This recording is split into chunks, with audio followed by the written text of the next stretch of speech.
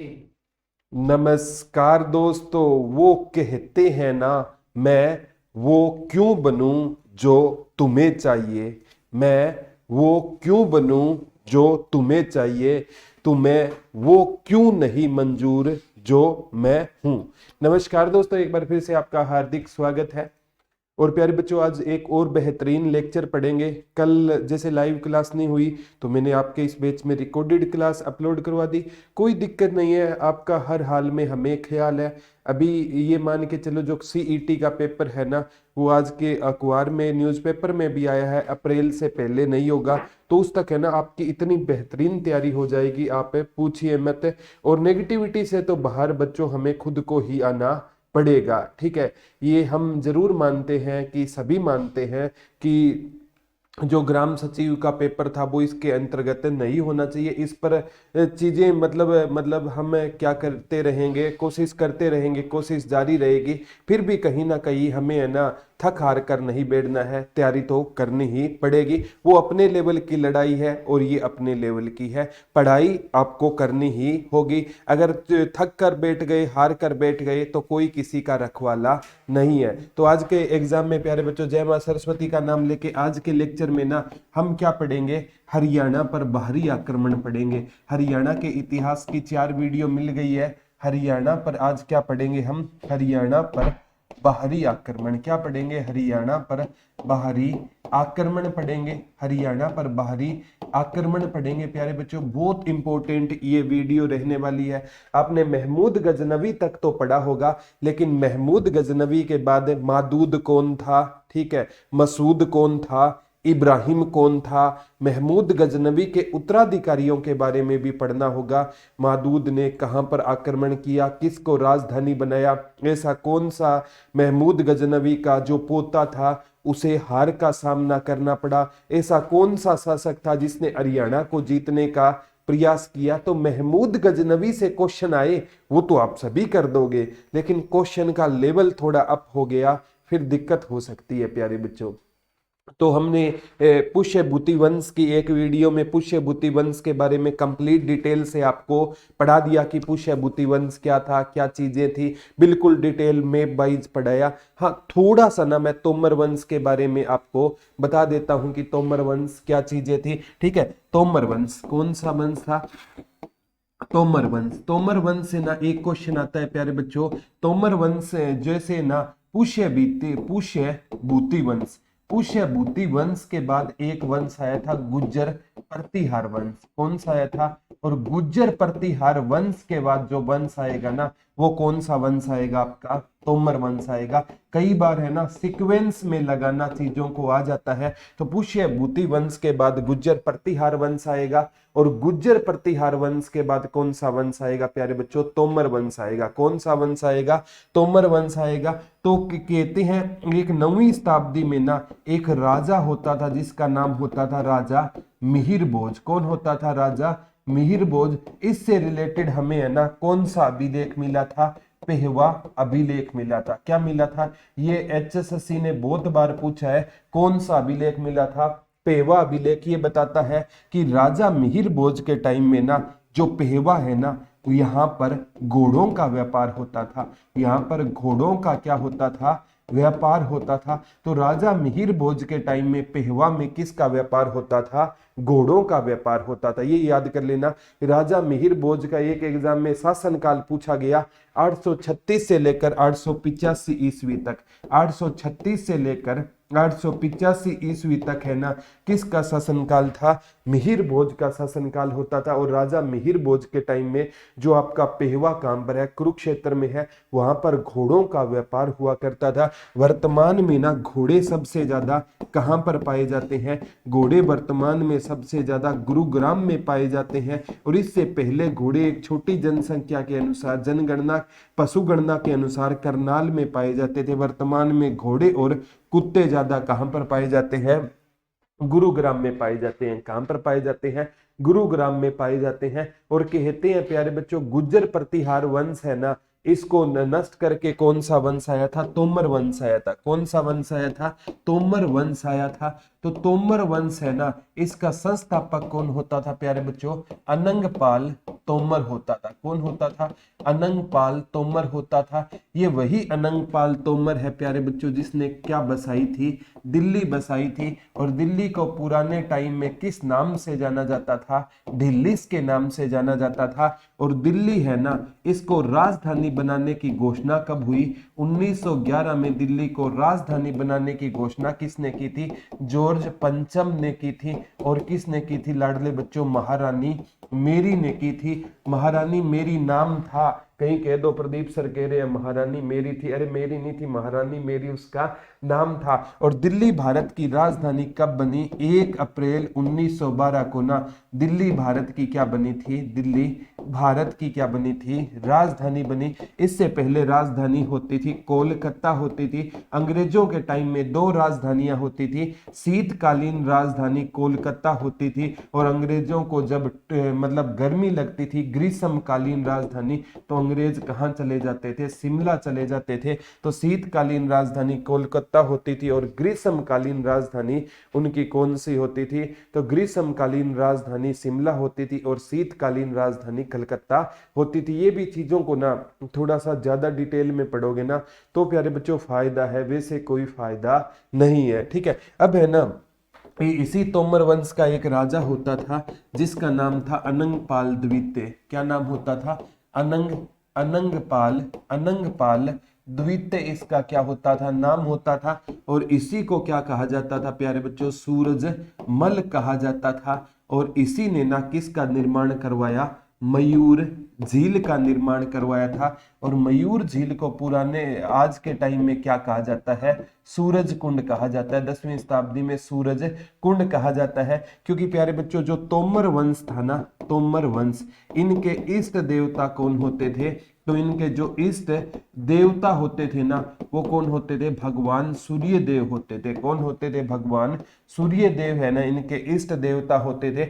इसीलिए इन्होंने ना किसका निर्माण करवाया? सूरज कुंड झील का निर्माण करवाया जिसे मयूर झील कहा जाता है। ये कहां पर रहेगी? फरीदाबाद में रहेगी। और प्यारे बच्चों सूरज कुंड अभी यहाँ पर क्या लगता है? इंटरनेशनल क्राफ्ट मेला लगता है सूरज कुंड में, वो मैं आपको आगामी एग्जाम में करवा दूंगा। तो यहाँ से कोई भी क्वेश्चन आए तो प्यारे बच्चों आपका गलत है नहीं होना चाहिए। यहाँ से सिंगल कोई भी एग्जाम में क्वेश्चन प्यारे बच्चों जरूर बनेंगे और किसी भी एग्जाम में क्वेश्चन बने तो आपका गलत है नहीं होना चाहिए। ठीक है, तो इतना याद रख लेना। तोमर वंश का राजा अनंगपाल तोमर था, उसी ने सूरज कुंड का निर्माण करवाया। पहली बार सूरज कुंड का मेला 1987 में लगा।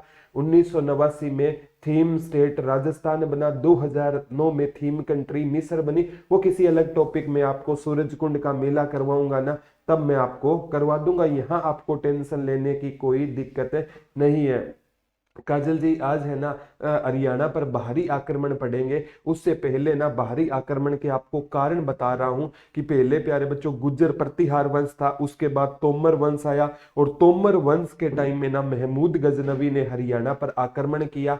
और तोमर वंश के पतन का कारण पूछा गया तो तोमर वंश के पतन का कारण था महमूद गजनवी के भारत पर या हरियाणा पर आक्रमण और इसके उत्तराधिकारियों के आक्रमण। तो यहां तक आपको स्टोरी याद होनी चाहिए। तो तोमर वंश के इस देवता होते थे भगवान सूर्य देव, इसी के लिए इन्होंने सूरज कुंड का निर्माण करवाया। अब प्यारे बच्चों सबसे इंपॉर्टेंट है ना यहां से पढ़ेंगे। अब हम पढ़ेंगे महमूद गजनवी, क्योंकि ये क्वेश्चन आता है कि जब महमूद गजनवी ने हरियाणा पर आक्रमण किया, जब महमूद गजनवी ने हरियाणा पर आक्रमण किया उस टाइम हरियाणा में कौन सा वंश होता था? तोमर वंश होता था। कौन सा वंश होता था? तोमर वंश होता था। यही क्वेश्चन आता है जब महमूद गजनवी ने हरियाणा पर आक्रमण किया ना। पिंकी कह रही है एचएसएससी तो पेपर नहीं ले रही है सर, मैंने तो आपके 6th कोर्स। अरे कोई दिक्कत नहीं है गुड़िया, ठीक है, जरूरत ही नहीं थी, एक ही बहुत है। 1 साल की इसकी वैलिडिटी आप कॉल कर लेते। ठीक है शारदा जी गुड मॉर्निंग। ठीक है आज हरियाणा पर बाहरी आक्रमण पढ़ेंगे बिल्कुल डिटेल से। यानी मैं तो आपसे कहूंगा तैयारी है ना अच्छे लेवल की आपको रखनी ही पड़ेगी, अदरवाइज आप इसीलिए प्यारे बच्चों फुल लेवल का आपको कंटेंट देने की कोशिश की जा रही है। Good afternoon Dinesh, good afternoon Pinky गुड़िया। ठीक है तो महमूद गजनवी ने जब हरियाणा पर आक्रमण किया तो कौन सा वंश था? तोमर वंश। पहले महमूद गजनवी के बारे में बता देता हूं। ये 971 ईस्वी में इसका जन्म हुआ और 1030 में महमूद गजनवी की क्या हो जाएगी? मृत्यु हो जाएगी। जन्म 971 ईस्वी में हुआ और मृत्यु कब होगी? 1030 में इसकी मृत्यु हो जाएगी। और कहते हैं इसने ना 1001 ईस्वी से लेकर 1027 ईस्वी तक भारत पर ना कितनी बार आक्रमण किए? 17 बार आक्रमण किए। ये यामिनी वंश का होता था। ये महमूद गजनवी का एक बार वंश पूछा था, ये यामिनी वंश का होता था, इसीलिए यामीन उल खिलाफत की उपाधि धारण की थी। यामीन उल खिलाफत की ये, और इसे इतिहास में बोलशेविक या मूर्ति भंजक के नाम से महमूद गजनवी को जाना जाता था। और प्यारे बच्चों, महमूद गजनवी ने ना पहला 1001 में भारत पर आक्रमण करा। वो कौन सा युद्ध लड़ा? बेहिंद का युद्ध लड़ा, जो किसके साथ था? राजा जयपाल के खिलाफ था। और इस युद्ध में राजा जयपाल की क्या हुई थी? हार हुई थी। और राजा जयपाल एक क्या था? हिंदू राजा था। और ये वही राजा जयपाल था जिसने महमूद गजनवी के पिता को संधि पर विवश कर दिया था। तो महमूद गजनवी अपने पिता की हार का, एक तरह से उसके पिता की हार हुई थी, हार का बदला लेने के लिए आक्रमण किया। राखी जी गुड मॉर्निंग। सर मेरी हेलो ले लो। ईजा जी आपकी हेलो ले ली है। कंटेंट बेस है सर, थैंक यू। पहले के हर सब्जेक्ट इंप्रूव हुआ है। Sunil ji thank you. अब है ना कंटेंट के बेस पर ही चीजें चलेगी। फुल डीप से डीप लेवल का आपको कंटेंट दिया जाएगा, क्योंकि हमारे बच्चे ही तो हमारी, देखो जब आप उदास होते हो ना प्यारे बच्चों, तो टीचर है ना वो कभी खुश से नहीं रह सकता। ठीक है, आप खुश हो, आपके चेहरे हंसते रहे, मुस्कुराते रहे, तभी टीचर क्या होता है? खुश होता है। तो ये चीजें ध्यान रखना। 1001 में बेहिंद का युद्ध हुआ। अब ये क्वेश्चन पूछा जाएगा। अब मैं महमूद गजनवी के अलग से आपके बैच में वीडियो मैंने डाल रखी है रिकॉर्डेड, वो चेक कर देना। और ये होते ही मैं लाइव सारा का सारा इंडिया जीके लाइव करवाऊंगा। मैं करवाऊंगा हरियाणा जीके फिनिश करके, इंडिया जीके, पॉलिटिकल साइंस, सारी की सारी चीजें मैं खुद आपको करवा दूंगा, टेंशन लेने की। और वैसे एक से बेस्ट टीचर आपको एक दे रखे हैं, पॉलिटिकल साइंस प्रीत सर भी करवा रहे हैं, और भी मतलब आपको हर सब्जेक्ट के 2-2 टीचर आपको दे रखे हैं। अब बात आती है महमूद गजनवी ने हरियाणा पर पहला आक्रमण कब किया? बच्चे भावनाओं में बह जाते हैं, 1014 कर देते हैं। तो महमूद गजनवी ने ना हरियाणा पर पहला आक्रमण किया था 1009 में किया था। इस टाइम हरियाणा में कौन सा वंश होता था? तोमर वंश होता था। और तोमर वंश होता था। और प्यारे बच्चों कहते हैं तोमर वंश है ना, ये क्या था? शक्तिशाली वंश था। तो महमूद गजनवी ने आक्रमण कहां पर किया? थानेसर पर आक्रमण किया। और थानेसर का नाम क्या होता था उस टाइम? स्थानेश्वर होता था। और कहते हैं महमूद गजनवी है ना युद्ध को बिना लड़े ही लौट गया, बिना लड़े ही चला गया। उसको लगा कि यहां पर तेरी क्या हो सकती है? हार हो सकती है। तो कहते हैं राजा है ना, जब तक है ना राजा आता था ना तोमर वंश का, उससे पहले ही महमूद गजनवी वहां से चला गया था। तो ये इसका असफल आक्रमण कह सकते हैं, लेकिन इसकी हार नहीं हुई। मैंने बताया महमूद गजनवी ने 1001 से लेकर 1027 तक 17 बार आक्रमण किए, लेकिन एक बार भी ये हारा नहीं था। तो हार तो नहीं थी, लेकिन ये लौट गया। और फिर प्यारे बच्चों 5 साल बाद है ना 1014 में महमूद गजनवी ने जब आक्रमण किया ना, महमूद गजनवी ने जब आक्रमण किया ना, इस टाइम पूरी तैयारी के साथ आया था। और इस टाइम है ना इसने कहां पर आक्रमण किया? थानेसर पर आक्रमण किया। क्योंकि थानेसर है ना उस टाइम किसका केंद्र होता था? प्यारे बच्चों थानेसर में है ना एक तो मूर्ति पूजा हुआ करती थी, और थानेसर है ना हिंदुओं का प्रमुख क्या हुआ करता था? धार्मिक केंद्र हुआ करता था। हिंदुओं का प्रमुख धार्मिक केंद्र कौन हुआ करता था? थानेसर हुआ करता था। थानेसर है ना हिंदुओं का क्या हुआ करता था? प्रमुख है जो धार्मिक केंद्र हुआ करता था थानेसर, कुरुक्षेत्र। तो इसीलिए ना ये यहाँ पर आया था। ठीक है, इसीलिए यहाँ पर आया था। यहाँ से क्वेश्चन आगामी एग्जाम में आएगा। ठीक है, राखी जी कौन सा कोर्स है आप बता दीजिए। पॉलिटिकल साइंस की 39 वीडियो है, मैं वहां पर डलवा दूंगा, आप टेंशन मत लेना। तो ये मूर्ति पूजा के विरुद्ध इसका अभियान थानेसर को भी आप मान सकते हो, क्योंकि ये क्या था, इसे इतिहास में बोल्शेविक या मूर्ति भंजक के नाम से जाना जाता था। यहां से ना ये चक्कर स्वामी की मूर्ति ले गया। कौन सी मूर्ति ले गया? चक्कर स्वामी की। इतना तो आपने पढ़ा होगा, ये चक्कर स्वामी की मूर्ति थी, एग्जाम में ये पेपर में आएगा। ये चक्कर स्वामी की मूर्ति किसकी बनी होती थी? कांसे की बनी होती थी। और एक भाई ने पूछा है कि तोमर वंश की जानकारी किस में मिलती है? तो ये प्यारे बच्चों यश तिलक चंपू, यश तिलक चंपू एक ग्रंथ है जो हमें तोमर वंश के इतिहास की जानकारी देता है। भाई ने बहुत अच्छा क्वेश्चन है पूछा, हमें तोमर वंश के इतिहास की दीपक भाई ने पूछा है। दीपक भाई को थैंक यू बोलना चाहूंगा। तो दीपक भाई, तोमर वंश के इतिहास की जानकारी हमें कौन सी पुस्तक देती है? एक पुस्तक है यश तिलक चंपू, वो हमें तोमर वंश के इतिहास की क्या देती है? जानकारी देती है। तो जो महमूद गजनवी है ना, ये थानेसर में यहाँ पर सोना भी था और यहाँ पर क्या था, यहाँ पर सोना भी था। ठीक है, एसआई वाले बैच में राखी जी अपलोड करवा दूंगा। यहाँ पर क्या था, सोने को भी लेने आया था और यहाँ से सोना भी लूटा था। मूर्ति पूजा के विरुद्ध अभियान था। यहाँ से ये चक्कर स्वामी की मूर्ति ले गया, वो कांसे की थी। और प्यारे बच्चों कहते हैं जो ये आक्रमण हुआ ना महमूद गजनवी का, इसकी ना इसके बारे में हमें किसने बताया था? तो ये अल बेरूनी, ठीक है, अल बेरूनी की एक पुस्तक होती थी प्यारे बच्चों जिसका नाम होता था ताकीद ए हिंद। अल बेरूनी की पुस्तक का नाम क्या होता था? ताकीद ए हिंद। इसी पुस्तक को किताब उल हिंद भी कहा जाता था। क्या कहा जाता था? इस पुस्तक को किताब उल हिंद कहा जाता था। अल बेरूनी की पुस्तक कौन सी होती थी? ताकीद ए हिंद होती थी। इसी पुस्तक को इतिहास में किस नाम से जाना जाता था? किताब उल हिंद के नाम से इस पुस्तक को जाना जाता था। इसे ही ताकीद ए हिंद, इसे ही किताब उल हिंद कहा जाता है। तो अल बेरूनी की इस पुस्तक में जानकारी मिली थी कि जो चक्कर स्वामी महाराज की मूर्ति थी ना, वो किसकी मूर्ति थी? कांसे की मूर्ति थी। तो अल बेरूनी की ना उस, क्या कह रहे हो, ये 1 साल की वैलिडिटी रहेगी पिंकी फोगाट जी। ठीक है, आप टेक्निकल टीम से कोई इस क्लास के बाद बात कर लेना, वो मेरी आपसे बात करवा देगी, वहां पर आप डिस्कस कर लेना। ठीक है, जो भी आपके क्वेश्चन हो गुड़िया। ठीक, अल बेरूनी की पुस्तक कौन सी थी? ताकीद ए हिंद। इसी को किताब उल हिंद कहा जाता था। तो ये चक्र स्वामी महाराज की मूर्ति किसकी होती थी? कांसे की मूर्ति होती थी। किसकी मूर्ति होती थी? कांसे की मूर्ति होती थी। अब इंपॉर्टेंट है प्यारे बच्चों, महमूद गजनवी ने कहते हैं, पेपर में आया था, किस ऐतिहासिक मूर्ति को नष्ट कर दिया?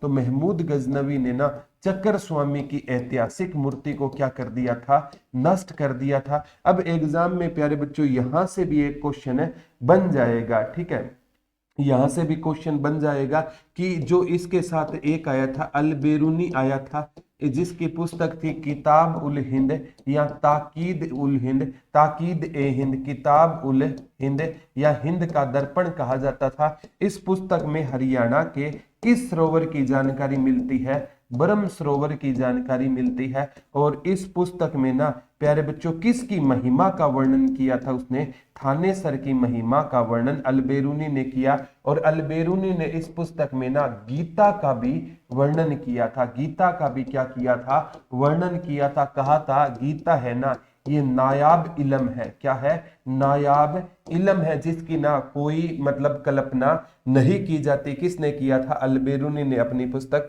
और कहते हैं प्यारे बच्चों, पुराणों का अध्ययन करने वाला, पुराणों का अध्ययन करने वाला पहला मुसलमान कौन था जिसने पुराणों का अध्ययन किया? तो अल बेरूनी प्यारे बच्चों पहला इतिहासकार था, पहला मुस्लिम इतिहासकार था जिसने ना पुराणों का क्या किया था? अध्ययन किया था। रीएड हो गए क्या सर ग्राम सचिव के पेपर? आरती वशिष्ठ जी, अभी तक तो ये कहते हैं कैंसल होने के बाद है ना पोस्टें बढ़ती है, क्योंकि ये भर्ती है ना आज की नहीं है। ये भर्ती लगभग प्यारे बच्चों ये 3 साल से ये भर्ती पूरी नहीं हो रही है। तो 3 साल में ग्राम सचिव, कनाल पटवारी और भी चाहिए ना, तो रीएड होगी तो पोस्टें तो बढ़ेगी, लेकिन ना इसमें कंपटीशन कितना बढ़ जाएगा। मैं तो कहता हूं ये भर्ती है ना सरकार को विदाउट सीईटी करवानी चाहिए। आगे की भर्तियां आप सीईटी के तहत करवा सकते हो। ठीक है, यहाँ से एग्जाम में क्वेश्चन पक्का आएगा। अब प्यारे बच्चों बहुत इंपॉर्टेंट क्वेश्चन रहेगा, पुराणों का अध्ययन करने वाला पहला मुसलमान कौन होता था? अल-बेरूनी होता था। महमूद गजनवी के साथ और कौन से इतिहासकार आए थे? एक तो महमूद गजनवी के साथ कौन आया था प्यारे बच्चों? एक इसके साथ फिरदौसी आया था, और फिरदौसी की पुस्तक का नाम क्या होता था? शाहनामा होता था। कौन सी होती थी? फिरदौसी की पुस्तक का नाम शाहनामा होता था। और फिरदौसी के बारे में प्यारे बच्चों एक कहावत बहुत प्रसिद्ध हुई थी कि कहते हैं फिरदौसी को ना महमूद गजनवी ने कहा था कि तू मेरा क्या लिख है, मेरा और मेरे पूर्वजों का क्या लिख, तू इतिहास लिख। तो कहते हैं फिरदौसी ने ना 27 वर्ष लगा दिए थे महमूद गजनवी का इतिहास लिखने के लिए। महमूद गजनवी का इतिहास लिखने के लिए फिरदौसी ने कितने वर्ष लगा दिए थे? 27। संगीता जी नमस्कार, आपके कमेंट आ रहे हैं। महमूद गजनवी ने ना, महमूद गजनवी का इतिहास लिखने के लिए फिरदौसी ने 27 वर्ष लगा दिए। और जब महमूद का इसने इतिहास लिखा ना, तो महमूद ने ना इसको दिनार देने से या पैसा देने से क्या कर दिया? इनकार कर दिया। और फिरदौसी है ना, इसने कहा कि मैंने ना आपके लिए साहब मेरे 27 वर्ष भी कुर्बान कर दिए, और जब इतिहास तैयार हो गया, पहले आपने ही मेरे को इतिहास लिखने के लिए कहा और उसने इसको पैसे देने से इनकार कर दिया। फिर ये इसके दरबार से चला गया और जाकर एक बात लिखी थी, इन्होंने एक बात कही थी प्यारे बच्चों, ए शाह महमूद देश को जीतने वाला। इसने कहा था ए शाह महमूद देश को जीतने वाला, देश को जीतने वाला। ठीक है, तू खुदा से डर।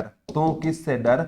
खुदा से डर। और कहते हैं प्यारे बच्चों ये गजनी की, एक बार आया था महमूद गजनवी कहाँ का शासक था? गजनी का शासक था। गजनी की हर गलियों में ये लाइन वायरल हो गई थी, ए शाह महमूद तू देशों को जीतने वाला, तू खुदा से डर, तू खुदा से डर। जब है ना महमूद गजनवी की ना खुद को इसको बेइज्जती का एहसास हुआ, तो उसने ना अपने सैनिकों को ना दिनार दिए और कहा ये दिनार तू किसको दिया? फिरदौसी को दिया। और जैसे ही प्यारे बच्चों जो सैनिक है ना वो दिनार लेकर ना फिरदौसी के रूम में फिरदौसी के घर पहुंचे, तो उस टाइम फिरदौसी का क्या जा रहा था? जनाजा जा रहा था। यानी फिरदौसी की उस टाइम क्या हो गई थी? मृत्यु हो गई थी। कितनी बड़ी बात है। महमूद गजनवी को जब अपनी गलती का एहसास हुआ, उसने दिनार दी और अपने सैनिकों को कहा जा फिरदौसी को ये दिनार देकर आओ। और जिस टाइम सैनिक दिनार लेकर पहुंचे, तो फिरदौसी का क्या जा रहा था? जनाजा वहां से जा रहा था। तो ये बहुत बड़ी बात थी। और फिरदौसी की बेटी ने ना इन दिनारों को लेने से इनकार कर दिया। बोला जब मेरे पिता थे ना 27 वर्ष तेरे पर कुर्बान कर दिए, तब आपने दिनार नहीं दी, अब मुझे ये दिनार नहीं चाहिए। तो ये फिरदौसी से ये चीजें हैं ना, इतिहास को जितना डेप्थ में, जितना गहराई में जाओगे, तो इतिहास पढ़ने का आपको मजा आएगा और आपको लगेगा यार वास्तव में ये कोई चीज है। तो ये इसने दिनार लेने से क्या कर दिया था? इनकार कर दिया था। यहां से भी क्वेश्चन आगामी एग्जाम में आपसे पूछा जा सकता है। अब कहते हैं प्यारे बच्चों इसका रियल आक्रमण 1025 में सोमनाथ वाला था। महमूद गजनवी का 1025 में, ये इंडिया जीके में मैं करवाता, सोमनाथ है आक्रमण है ना, ये इसका प्रमुख आक्रमण माना गया था। और प्यारे बच्चों कहते हैं यहाँ का शासक कौन होता था? तो यहाँ का शासक भीम प्रथम था। इसी को क्या कहा जाता था? मूलराज प्रथम कहा जाता था, क्योंकि मूलराज द्वितीय ने मोहम्मद गोरी को हराने का काम किया। वो भीम प्रथम का क्या होता था? उत्तराधिकारी माना जाता था। ठीक है, वो सर के पापा की तबीयत खराब थी। ठीक है, मैं बात कर लेता हूँ संगीता जी सर से। ठीक है, हैप्पी लोहड़ी भाई। ठीक है साहिल जी। ठीक है, यहाँ से भी क्वेश्चन आ सकते हैं। ठीक है, एक एग्जाम में प्यारे बच्चों, आगामी एग्जाम में ये क्वेश्चन पूछा जा सकता है। ठीक है, कि तोमर शासकों ने ना मतलब के पतन का कारण क्या था? तो तोमर, थैंक यू पूजा जी, तोमर शासकों के पतन का कारण था महमूद गजनवी व उसके उत्तराधिकारियों के भारत पर आक्रमण। ये क्वेश्चन बहुत बार पूछा जाता है कि तोमर वंश के पतन का प्रमुख कारण क्या था? तो महमूद गजनवी व उसके उत्तराधिकारियों के भारत पर आक्रमण तोमर वंश के पतन का क्या था? प्रमुख कारण था। ये भी आगामी एग्जाम में क्वेश्चन आपसे पूछा जा सकता है। एक बार प्यारे बच्चों ये क्वेश्चन पूछा गया था। महमूद गजनवी की तो जैसे मृत्यु हो गई थी 1030 में, महमूद की क्या हो गई, मृत्यु हो गई, महमूद गजनवी की मृत्यु हो गई। और कहते हैं इसका अंतिम आक्रमण भारत में 1027 में खोखरों के विरुद्ध था या जाटों के विरुद्ध था। इसका अंतिम आक्रमण 1027 में खोखरों के विरुद्ध था और जाटों के, और 1030 में इसकी मृत्यु हो गई। तो इसके भारत पर आक्रमण करने के उद्देश्य क्या था, धन को लूटना था, साम्राज्य का विस्तार करना नहीं था। अब महमूद गजनवी तक का इतिहास तो लगभग बच्चों ने पढ़ा हुआ होगा। अब है ना इससे आगे, नाजिम जी गुड आफ्टरनून, गुड़िया, ठीक है, संगीता जी वेलकम, ठीक है। अब यहाँ से आगे का इतिहास है ना वो प्यारे बच्चों और भी इम्पोर्टेंट है, हो जाएगा, और भी इम्पोर्टेंट हो जाएगा। वो क्या है, इसका ना एक बेटा होता था, कहते हैं मादूद, ये पेपर में पूछा गया था, मसूद होता था। मसूद ने ना हरियाणा पर कब आक्रमण किया, 1037 ईस्वी में ना। अरे ये पेपर में आता है कि महमूद गजनवी के किस बेटे ने, महमूद गजनवी के किस बेटे ने 1037 में आक्रमण किया, तो वो मसूद ने किया। और प्यारे बच्चों इसने कहां पर आक्रमण किया, हांसी और सोनीपत पर आक्रमण किया। और इस आक्रमण में ना इसने तोमर वंश का एक राजा होता था कुमार पाल देव को हराने का काम किया था। इस आक्रमण में ना इसने किस राजा को हराने का काम किया था, तो कुमार पाल देव को हराने का। सेम टू यू पिंकी जी ना, जूनियर इंजीनियर में भी यही सिलेबस आएगा। मैं हाँ ये सेम ही सिलेबस होता है HSSC के एग्जामों में गुड़िया, ठीक है। तो ये याद कर लेना, हांसी और सोनीपत पर आक्रमण किया। ये पेपर में आंसी याद रहता है, तो इसने सोनीपत पर आक्रमण किया और इसने ना आंसी को क्या बनाया था, हांसी को अपनी कैपिटल बनाया था। आंसी को अपनी कैपिटल किसने बनाया था, मादूद, ये मसूद ने बनाया था। किसने बनाया, मसूद ने बनाया था। और कहते हैं प्यारे बच्चों ये महमूद गजनवी का बेटा होता था मसूद। और 1043 में ना एक मसूद का बेटा होता था मादूद, उसने ना कहां पर आक्रमण किया, हरियाणा पर आक्रमण किया था। ये भी पूछा जाता है। 1043 में ना महमूद गजनवी का ये पोता था, महमूद गजनवी का क्या होता था, ये पोता होता था। ये पेपर में आता है। तो महमूद गजनवी का बेटा मसूद होता था, मसूद का बेटा मादूद होता था। तो मादूद ने 1043 में कहां पर आक्रमण किया था, तो मादूद ने 1043 में ना कहां पर आक्रमण किया था, हरियाणा पर आक्रमण किया था। कब किया था मादूद ने, 1043 में मादूद ने हरियाणा पर क्या किया था, आक्रमण किया था। ये आपको बहुत इंपॉर्टेंट, मादूद ने हरियाणा पर आक्रमण कब किया था, 1043 में मादूद ने किया था। और इसमें कहते हैं प्यारे बच्चों तोमर वंश था ना, इनकी वैसे तो लड़ाइयां होती थी चौहानों के साथ, क्योंकि तोमर वंश के पतन के बाद चौहान वंश आएगा। तो तोमर वंश वालों ने चौहानों से जाकर सहायता मांगी कि आप हमारी सहायता करें। अगर या तो ठीक है आपके हमारे साथ युद्ध जरूर होते हैं, ठीक है, युद्ध में या तो आप जीतोगे या हम जीतोगे, लेकिन ये तीसरा आ रहा है, ठीक है, लड़ाई मेरी और आपकी है, बीच में कोई तीसरा आ रहा है। हम सोचेंगे यार हम तो चलो बाद में एक दूसरे को सल्टा लेंगे, लेकिन इसको सल्टाते हैं, पहले इसको निपटाते हैं। तो इन दोनों ने, तोमर और चौहानों ने मिलकर ना किसको हरा दिया, मादूद को हरा दिया। किसको हरा दिया, मादूद। तो महमूद गजनवी का कौन सा उत्तराधिकारी था जिसकी हार हुई, ये क्वेश्चन प्यारे बच्चों बहुत इंपॉर्टेंटली पूछा जाएगा। महमूद गजनवी का कौन सा उत्तराधिकारी था जिसकी हार होती है, तो महमूद गजनवी का उत्तराधिकारी वो मादूद होता है जिसकी क्या हुई थी, हार हुई थी। तो महमूद गजनवी का कौन सा उत्तराधिकारी था जिसकी क्या होती है, हार होती है। ये कह रहे हैं नाजिम, कह रहे सर मैं मेवात से हूँ, आपसे पढ़ने के बाद हर चीजें आसान लगती है। Thank you, all the best. ये तो आप सभी का प्यार है, ठीक है। तो टेंशन मत लो, मतलब आपका प्यार ऐसा बना रहा, हम मेहनत करना थम, कंटेंट का प्रबंध करेंगे हम। ठीक है, तो 1043 में मादूद की क्या होती है, हार होती है। देखो महमूद गजनवी 1009 में असफल जरूर हो गया, लेकिन वो हारा नहीं था। 1014 में थानेसर को उसने जीत लिया, और 1014 में थानेसर को जीता। फिर 1039 में इसके बेटे 37 में मसूद ने आक्रमण किया, मसूद जीता, आंसी को राजधानी बनाया। लेकिन इसका एक महमूद गजनवी का जो पोता होता था मादूद, इसकी क्या होती है, हार होती है। तो महमूद गजनवियों के उत्तराधिकारियों की पहली बार हार हुई थी, और कारण था इसमें चौहान वंश और तोमर वंश क्या हो गए थे, एक हो गए थे। और यहाँ का वही शासक कौन था, कुमारपाल देव था। कौन था, कुमारपाल देव था। यहाँ से आगामी एग्जाम में आपसे क्वेश्चन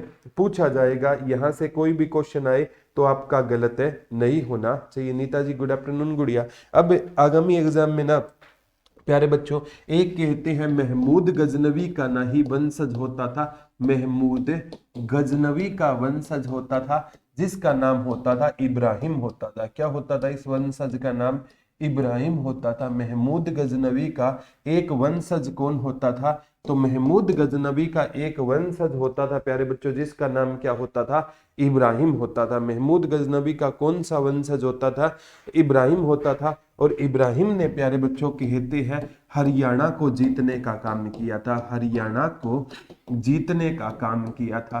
ठीक है, तो महमूद गजनवी के किस उत्तराधिकारी ने हरियाणा को जीतने का काम किया था, तो इब्राहिम का ज्यादा वर्णन नहीं मिलता, थोड़ा सा वर्णन मिलता है। एक तो महमूद गजनवी को पढ़ना है, एक मसूद को पढ़ना है, एक मादूद को पढ़ना है, थोड़ा सा वर्णन इब्राहिम का मिलता है। और ये क्वेश्चन आएगा कि तोमर वंश के, क्योंकि तोमर वंश के पतन के बाद, तोमर वंश के पतन के बाद हरियाणा में कौन सा वंश आएगा, तो तोमर वंश के पतन के बाद हरियाणा में चौहान वंश आएगा। कौन सा वंश आएगा, चौहान वंश आएगा। तो ये क्वेश्चन आता है तोमर वंश के पतन का या चौहान वंश के उद्भव का प्रमुख कारण क्या था, तो महमूद गजनवी, महमूद गजनवी व उसके उत्तराधिकारियों के आक्रमण है ना, महमूद गजनवी व उसके उत्तराधिकारियों के आक्रमण है ना, तोमर वंश के पतन का क्या था, प्रमुख कारण था। महमूद गजनवी व उसके उत्तराधिकारियों के आक्रमण है ना, वो तोमर वंश के पतन का क्या बना था, प्रमुख है कारण बना था। तोमर वंश के पतन का प्रमुख कारण क्या था, महमूद गजनवी व उसके उत्तराधिकारियों के आक्रमण ही तोमर वंश के पतन का क्या बना था, प्रमुख है कारण बना था। ठीक है, ये याद कर लेना। और अब है ना थोड़ा तोमर और चौहानों का संघर्ष थोड़ा सा बता देता हूं, क्योंकि कल है ना मैं आपको चौहान वंश के बारे में डिटेल से पढ़ाऊंगा। तो अब कहते हैं प्यारे बच्चों, आगामी एग्जाम में क्वेश्चन आ सकता है, 1139 में ना एक राजा होता था अर्णोराज। 1139 यानी 12वीं शताब्दी की बात है। एक राजा होता था अर्णोराज, इसने ना किसको हराने का काम किया, तोमरों को हराने का काम किया। ये क्वेश्चन आ सकता है 12वीं शताब्दी में अर्णोराज ये किस वंश का राजा था, अर्णोराज है ना चौहान वंश का राजा होता था। 1139 में ना केट के फॉर्म कब तक भरे जा रहे हैं, अभी इसकी कोई लास्ट डेट नहीं, आप भर सकते हो। ठीक है, तो ये आगामी एग्जाम में यहाँ से क्वेश्चन आएगा। ठीक है, तो उसी में लगभग सपना जी ये बताया जाता है कि हरियाणा में लगभग 11वीं शताब्दी की वो बात थी, 11वीं शताब्दी बताई जाती है इब्राहिम की, कि 11वीं शताब्दी में उसने जीता था, प्रॉपर नहीं बताया गया था। ठीक है, तो 1139 में अर्णोराज ने तोमरों को हराने का काम किया। ये किस वंश का राजा था, चौहान वंश का राजा था। लेकिन फिर भी है ना पूर्ण रूप से तोमर वंश का पतन एक राजा होता था विगर राज, विगर राज फोर्थ। विगर राज फोर्थ ने ना संपूर्ण रूप से किसका अंत किया था, तोमरों का अंत किया था। ये क्वेश्चन आता है कि चौहान, ये 1139 वाला अर्णोराज वाला HSSC ने क्वेश्चन पूछ लिया है, ऐसा कौन सा राजा था, अर्णोराज राजा था जिसने किसको हराने का काम किया था, तो अर्णोराज ने तोमरों को हराने का काम जरूर किया, लेकिन विगर राज फोर्थ ने ना 1156 में, विगर राज फोर्थ ने 1156 में पूर्ण रूप से किसको हराने का काम किया, तोमरों को। तो 1156 ईस्वी के बाद तोमर वंश पूर्ण रूप से नेस्ता नाबूद हो गया, और बाद में कौन सा वंश आ गया, चौहान वंश आ गया। तो 1156 तक किसी न किसी रूप से ना भारत पर या हरियाणा पर मतलब कौन सा वंश हुआ करता था। अभी ओपन ही है पिंकी जी, ओपन ही है, आप भर सकते हो। गुड आफ्टरनून हरमनजीत जी, ठीक है। तो यहाँ से 1156 में पूर्ण रूप से या संपूर्ण रूप से तोमर वंश का क्या हो गया, पतन हो गया। इसके बाद क्या आएगा, चौहान वंश आएगा। और प्यारे बच्चों कहते हैं कि इसकी जानकारी हमें कौन सा अभिलेख देता है, तो टोपरा अभिलेख है ना, इसकी हमें क्या देता है, जानकारी देता है कि 1156 में ना विगर राज फोर्थ ने, ठीक है, विगर राज फोर्थ ने, ठीक है। अब वो तो नजीम जी आपकी जैसे कोई टॉपिक मतलब मैंने नहीं कराया है तो उनसे पढ़ लो। ये नाजिम जी हर सब्जेक्ट के मैंने 2 टीचर इसलिए दिए हैं, मेरा खुद का मैंने अल्टरनेट दिया है, क्योंकि कई बार क्या होता है एक टीचर की बच्चे को समझ ना आए, तो मैंने वो नहीं है कि मैं खुद को मतलब खुदा मानता हूं कि मेरे जैसी जीके कोई नहीं करवा सकता। मैंने मेरे खुद के अल्टरनेट दिए हैं, गुरप्रीत सर को जैसे हरियाणा जीके दे रखी है, रवि राजपूत सर को हरियाणा करंट अफेयर दे रखी है, और पॉलिटिकल साइंस में मैंने आपको प्रीत सर की दे रखी है, और जी एंशिएंट इंडिया और स्टैटिक जीके मैंने संजय सर की दे रखी है। मैंने खुद के भी अल्टरनेट दे दिए आपको, मेरे से भी पसंद नहीं आई तो ओ टीचर से पढ़ लो। इस बैच में आपको इतने कम पैसे में, मतलब हमारा मकसद है ना पैसे कमाना नहीं है, हमारा मकसद है बच्चों के दिलों को जीतना, कोशिश रहेगी, ठीक है। कोई नेगेटिव बोलेगा तो हमें कोई फर्क है नहीं पड़ेगा इस चीज से। हाँ, जो है कोर्स लेगा ना उसको पता होगा कि कितना अच्छा कंटेंट है मिल रहा है, ठीक है, कोई हमें फर्क नहीं पड़ता। इसका ना मतलब टोपरा अभिलेख है ना, इसकी जानकारी देती है कि विगर राज फोर्थ ने ना कंप्लीट रूप से किस वंश का पतन कर दिया था, तोमर वंश का पतन कर दिया। और तोमर वंश के बाद है ना कौन सा वंश आया था हरियाणा में, चौहान वंश आया। कल चौहान वंश के बारे में पढ़ाएंगे। तो पहले है ना सीक्वेंस में लगाना आ जाए, पुष्यभूति वंश आएगा। कौन सा वंश आएगा, पुष्यभूति वंश। और पुष्यभूति वंश के बाद है ना गुज्जर प्रतिहार वंश। गुज्जर प्रतिहार वंश की बात करूं ना, बाद में आपका आएगा तोमर वंश। और तोमर वंश के पतन के बाद आपका कौन सा वंश आएगा, चौहान वंश। और चौहान वंश के पतन के बाद है ना हमारे यहाँ कौन सी सल्तनत शुरू हो जाएगी, दिल्ली सल्तनत शुरू हो जाएगी। और दिल्ली सल्तनत के बाद यहाँ पर कौन सी सल्तनत शुरू होगी, मुगल सल्तनत शुरू होगी। और मुगल सल्तनत के बाद है ना यहाँ पर किसका शासनकाल शुरू है, बीच में थोड़ी देर के लिए हरियाणा पर मराठे आएंगे, लेकिन बाद में किसका शासनकाल शुरू होगा, अंग्रेजों का। और बाद में हरियाणा है ना पहले यूपी के पास था, यूपी से हरियाणा को 1857 की क्रांति के बाद पंजाब में मिला दिया जाएगा। तो ये सारा का सारा ना आपको सीक्वेंस ध्यान रखना है। जब तक है ना आप सीक्वेंस पर काम नहीं करोगे ना, तो कई बार है ना बहुत से एग्जामों में मैंने देखा है ये, क्योंकि क्या होता है टीचर है ना एग्जामों को देखता है तो उसे पता चलता है कि आजकल ना सीक्वेंस में लगाओ से भी क्वेश्चन आ जाते हैं। तो थोड़ा सा ना आपको इस चीज पर भी ग्राउंड लेवल पर क्या करना होगा, काम करना। अभी आपके पास टाइम है, चाहे तो इस टाइम को, पूनम जी good morning, Suman ji good noon, proper Poonia जी अभी तक कोई सिलेबस है नहीं है। हाँ, इस पर भी वर्किंग चल रही है सिलेबस वगैरह पर।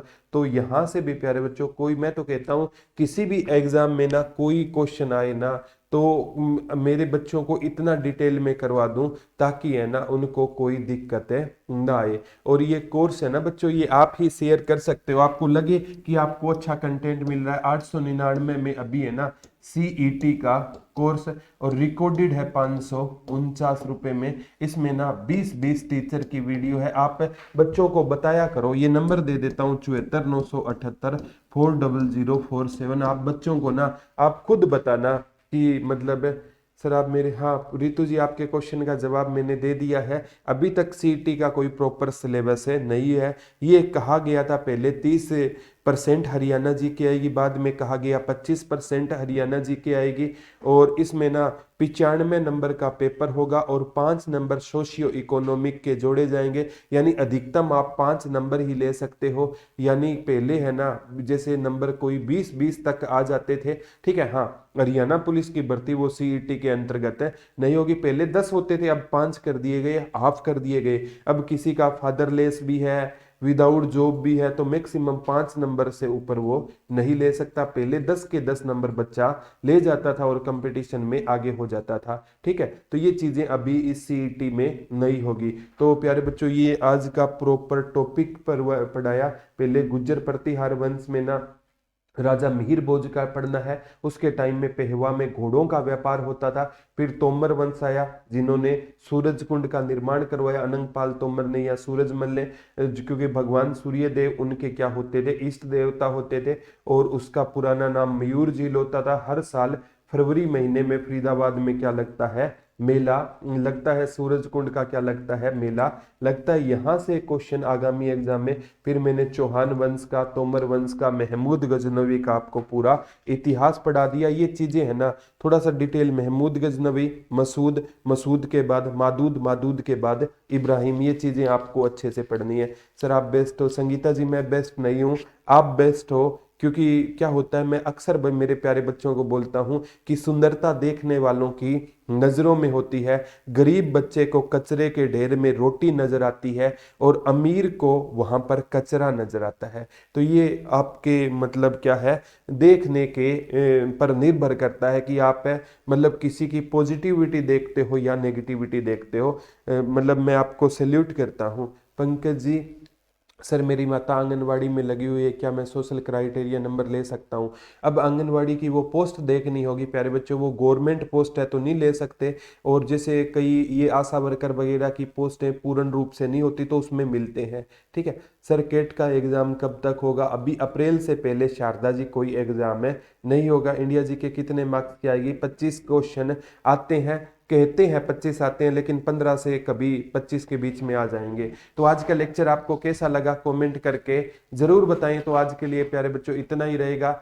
जाते जाते हर बच्चा कमेंट करके बताना कि आज का लेक्चर कैसा लगा। कल आपको चौहान वंश के बारे में पढ़ाएंगे। तो आज के लिए इतना ही, कल दोबारा रूबरू होंगे। तब तक के लिए हंसते रहिए, मुस्कुराते रहिए, अपना और अपनों का ध्यान रखिए और किसी भी हाल में एजुकेशन को, पढ़ाई को बंद मत होने देना। तो इन्हीं शब्दों के साथ आपसे विदा लूंगा। एक वीडियो शाम को यूट्यूब चैनल पे मिल जाएगी। धन्यवाद दोस्तों। जय हिंद, जय भारत।